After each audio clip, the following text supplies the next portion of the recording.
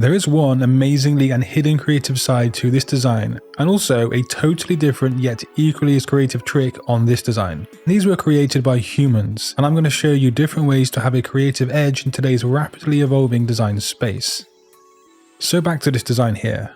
At a first glance, it looks pretty simple yet good. But the reason this design is so effective isn't because of the execution, it's actually because of the way the designer thought about the problem. So consider that everybody already knows smoking is bad for you. That's not exactly a groundbreaking revelation. The designer considered how the behavior of a smoker might impact the ones they love. Because obviously a smoker doesn't care so much about the impact of smoking on themselves. And to arrive at this idea, the designer simply looked at pain points of a person. These cigarettes became crayons, and without reading a single word, the viewer immediately understands the message. And the childlike writing was a cherry on the top for this design.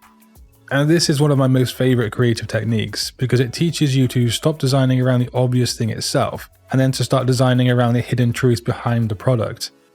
So whenever you're stuck on a project or a design, ask yourself what the real problem is, what's the consequence, what is the emotional impact, what's the thing people aren't immediately thinking about. Now, this design is interesting because there are actually two creative lessons happening at the same time. Most designers would look at the glasses and simply use them as the hero image. They put the product in the middle and some text, maybe a nice background, and call it a day. But this designer noticed that the strongest feature of the product wasn't actually the shape of the glasses, it was those red lenses.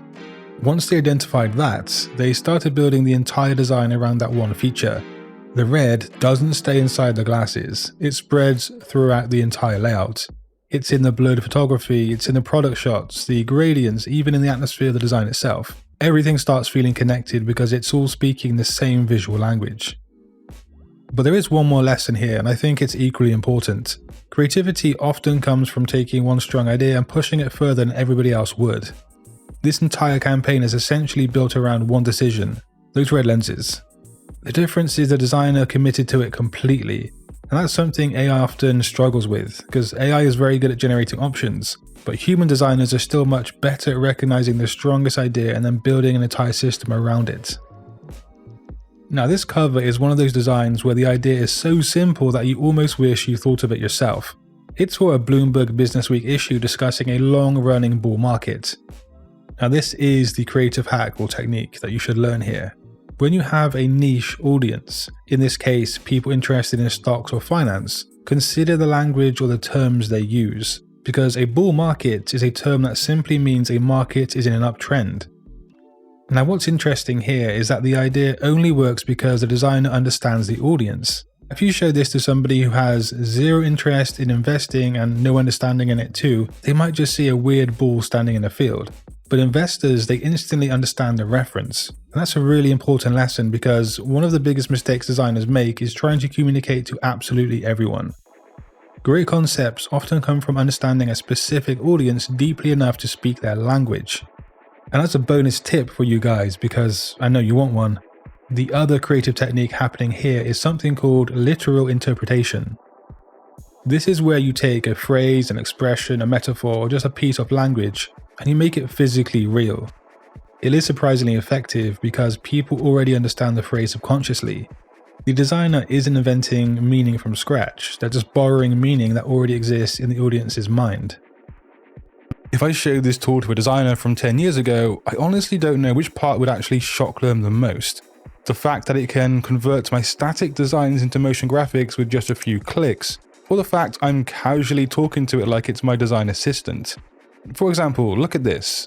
I can take one of my existing designs, ask Octo to suggest ways to adapt it for social media, and instead of jumping between different tools, references, and folders, I'm effectively having a conversation and developing the idea in real time. And once I find a direction I like that I'm into, Seedance 2.0, which is built into Dreamia, does the heavy lifting by taking that static concept into motion. And I remember 10 years ago how long it would take to move a static design into motion and then upload it to somewhere like Instagram. These days, that gap has pretty much disappeared. And that's a pretty big evolution in less than a decade. We haven't really changed what makes good design as such, but we have dramatically changed how quickly we can explore, develop, and present those ideas. And if you want to check out Octo for yourself, there's a link in the description box below of today's video. Octo, powered by Dreamy Seedance 2.0, is currently the most high-performing creative system out there. The powerful combination of Dreamy Seedance 2.0, ChatGPT Image 2, and Gemini introduces a new Vibe Create collaboration model between creators and AI. Now, let's get back to the content. Now, this one uses a completely different creative technique, Humour. One of the easiest ways to create humour in a design is by taking two unrelated ideas and combining them in unexpected ways. In this case, the designer takes a 404 web page error and then merges it with something people commonly associate with IKEA, furniture missing a piece during assembly. Now, the clever part is the audience immediately understands both references. We've all seen a missing web page before, and we've all heard that stereotype of IKEA furniture requiring assembly. But by combining those two worlds together, the designer creates a concept that's instantly understandable and memorable. This is a technique you can use for yourself. So when you're struggling for ideas, just stop thinking about the product and start asking what if questions. What if a web page was furniture? What if a long bull market was an actual long bull? What if cigarettes became crayons? And some of the strongest creative concepts come from connecting ideas that don't normally belong together. This campaign is a perfect example of how creativity doesn't always come from huge ideas. Sometimes it comes from noticing tiny details that everybody else just overlooks. The small detail of changing the color of the yo before sushi is one that just ties everything together so neatly. The designer has taken the color from the items of the food itself, and that has changed this design in a big way, but the change itself is just so small.